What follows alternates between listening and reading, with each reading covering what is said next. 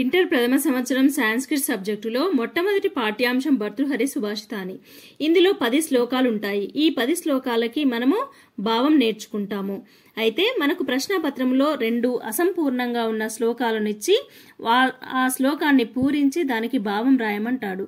రెండింటిలో ఒకదానికి మాత్రమే మనము భావం రాయవలసి ఉంటుంది. దానికి 6 మార్కులుగా కేటాయించడం జరిగింది. ఇచ్చిన ప్రశ్నపత్రంలోని శ్లోకాన్ని పూరించి దానికి కవి పరిచయం తప్పకుండా రాయాలి. ఆ తర్వాత దానికి భావం రాయాల్సి ఉంటుంది. కవి పరిచయం రాయకుండా భావాన్ని రాసిన దానికి పూర్తి మార్కులు మనము ఎక్స్పెక్ట్ చేయలేము. మొట్టమొదటి శ్లోకాన్ని చూద్దాం. అజ్ఞః సుఖమారాధ్యః సుఖతరమారాధ్యతే విశేషజ్ఞః జ్ఞానలవ దుర్విదగ్ధం బ్రహ్మాపి నరం న రంజయతి. ఇది శ్లోకం. దీనికి కవి పరిచయము. ఈ శ్లోకము భర్తృహరి సుభాషితాని అనే పాఠంలో కలదు. నీతి శతకం నుండి తీసుకోవడం జరిగింది. ఈ పాఠ్యాంశానికి కవి భర్తృహరి అని రాస్తే సరిపోతుంది. అయితే ఉన్న 10 శ్లోకాలకి కూడా ఇదే కవి పరిచయం రాయాల్సి ఉంటుంది. సరే, ఈ పద్యానికి భావం ఏంటో చూద్దాం. తెలియని వానికి సులభముగా తెలుపవచ్చు, చక్కగా తెలిసిన వానికి సమాధానము చెప్పడం సులభం. స్వల్ప జ్ఞానం కలిగి సర్వజ్ఞుడనని గర్వపడు వానిని సృష్టికర్తయగు బ్రహ్మయు రంజింపలేడు. దీనికి వివరణ ఏంటో చూద్దాం. తెలియని వానికి సులభంగా మనం చెప్పవచ్చు, ఎందుకంటే అతడికి తెలియదు కాబట్టి అతడు ఈజీగా నేర్చుకుంటాడు. కొంచెం తెలిసిందనుకోండి, తెలిసిన వాడికి కూడా మనము సులువుగా నేర్పించవచ్చు. తెలియని వానికి నేర్పించడం సులువే, తెలిసిన వానికి నేర్పించడం సులువే. కానీ తెలిసి తెలియని వాడు అంటే కొంచెమే తెలిసి కొంచెం తెలియక అటు ఇటుగా నేర్చుకున్న వాడికి మనం చెప్పలేం. ఎందుకంటే అటు ఇటుగా నేర్చుకున్నవాడు తనకే అన్ని తెలిసినట్టుగా గర్వపడుతూ ఉంటాడనమాట. తానంత గొప్పవాడు లేనట్టుగా ఫీల్ అవుతూ ఉంటాడు. అట్లాంటి వానికి మనం చెప్పలేము. వాడు మూర్ఖుడు. తెలిసి తెలియని జ్ఞానం చేత వాడు అన్ని తెలిసినట్టు గర్వపడుతూ ఉంటాడనమాట. అట్లాంటి మూర్ఖుణ్ణి మనం బాగు చేయలేము, మనం వానికి చెప్పలేము. బ్రహ్మదేవుడు కూడా అతన్ని సంతోషపెట్టలేడు అని అర్థం. అట్లాంటి మూర్ఖుడికి దూరంగా ఉండడం శ్రేయస్కరం అని దీని అర్థం. ఆరంభ గుర్వీ క్షైణీ క్రమేణ లఘ్వీ పురావృద్ధి ముపెతి పశ్చాత్ దినస్య పూర్వార్ధ పరార్ధ భిన్న ఛాయేవ మైత్రి కలసజ్జనానాం. దీని భావం ఏంటో చూద్దాం. దురాత్మల స్నేహము ఉదయకాలపు నీడవలే మొదట విస్తారముగా ఉండి క్రమక్రమముగా క్షీణించిపోవును. సజ్జనుల మైత్రి సాయంకాలపు నీడవలే మొదట చిన్నదై క్రమక్రమముగా పెరుగుచూ వచ్చును. కావున ఈ రెంటిలో ఏది తగినదో దానిని బుద్ధిమంతుడు తీసుకొనవలెను. దురాత్మల స్నేహము ఉదయకాలపు నీడవలే మొదట విస్తారంగా ఉంటుందంటే ఏంటంటే చెడ్డవారితో స్నేహం చేయడానికి మొదటగా వాళ్ళ గురించి తెలియక వాళ్ళ మాటలకు అట్రాక్ట్ అయ్యి మనము వాళ్ళతో స్నేహం చేయడానికి ఇష్టపడతాము.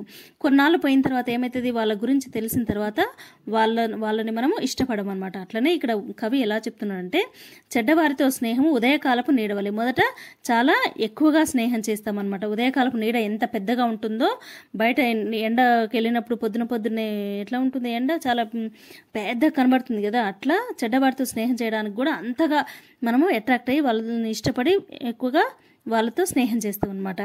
అది క్రమక్రమంగా క్షీణించిపోవును. అంటే పొద్దున్నే ఉన్నంత పెద్దగా కొద్దిసేపటి తర్వాత మధ్యాహ్నానికి అంత నీడ అంత పెద్దగా ఉండదుగా, క్షీణించిపోతుంది కదా చిన్నగా. అట్లనే చెడ్డవాళ్ళతో స్నేహం చేసినప్పుడు కొన్నాళ్ళ తర్వాత వాడు ఎలాంటి వాడో తెలిసిన తర్వాత మనము అతనితో స్నేహం చేయడానికి ఇష్టపడమని అర్థం ఇక్కడ. సజ్జనుల మైత్రి సాయంకాలపు నీడవలే మొదట చిన్నదై క్రమక్రమంగా పెరుగుతూ వచ్చును. అంటే ఏంటంటే సజ్జనులు అంటే మంచివాళ్ళు. మంచి వాళ్ళతో స్నేహం చేయాలంటే వాళ్ళు మాట్లాడే మాటలు అంత అట్రాక్టివ్గా ఉండవు, వాళ్ళు మనల్ని అంతగా ఆకర్షించరు. కాబట్టి వాళ్ళతో స్నేహం చేయడానికి మనం కొంత సంకోచిస్తామన్నమాట. అట్లా మొదటగా మెల్లమెల్లగా స్టార్ట్ అయిపోతుంది వాళ్ళతో స్నేహము. కానీ అది తర్వాత చాలా పెరుగుతూ వస్తుంది అనమాట. అట్లా ఏమంటుండే ఇక్కడ కవి దేంతో పోలుస్తుందంటే సజ్జనుల మైత్రి సాయంకాలపు నీడవల. సాయంకాలపు నీడ ఎలా ఉంటుంది, చిన్నగా ఉంటుంది. అలా ఆ తర్వాత ఆ నీడ పెద్దదైనట్లుగా ఈ సజ్జనులతో మైత్రి కూడా ఆ తర్వాత ఎక్కువ కాలం ఆ మైత్రి ఉండేటట్లుగా, ప్రేమ ఉండేటట్లుగా మనము వాళ్ళతో కలిసి ఉంటాము అని ఇక్కడ భావం. పరివర్తిని సంసారే మృతః కోవాన జాయతే స జాతో ఏన జాతేన యాతి వంశః సమున్నతిం. ఈ శ్లోకానికి భావం ఏంటో చూద్దాం. చావు పుట్టుకలనునవి ఎప్పుడును గల ఈ సంసార చక్రమున చచ్చిన వారందరూ పుట్టువారే, అట్లు పుట్టిన వారిలో నశింపని వారు ఎవరు. ఎవని పుట్టుక వలన వంశము కీర్త్యాదులచే గొప్పతనము పొందునో వాడే జన్మించినవాడు, వాని జన్మయే గణనీయము. చావడం పుట్టడం అనేది చాలా సహజం.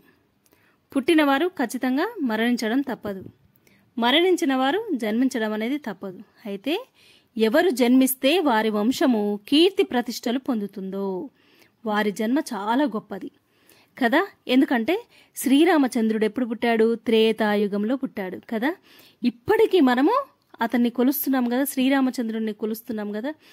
అంటే శ్రీరామచంద్రుడి వల్ల అతని వంశము ఎంత కీర్తి ప్రతిష్టలు పొందింది మనకు అర్థమవుతుంది కదా.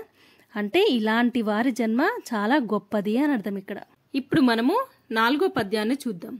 కుసుమస్తబకస్యేవ ద్యయీ వృత్తిర్మనస్వినః మూర్ధ్విన వా సర్వలోకస్య శీర్యతే వన ఏవ వా. ఈ పద్యానికి భావం ఏంటో చూద్దాం.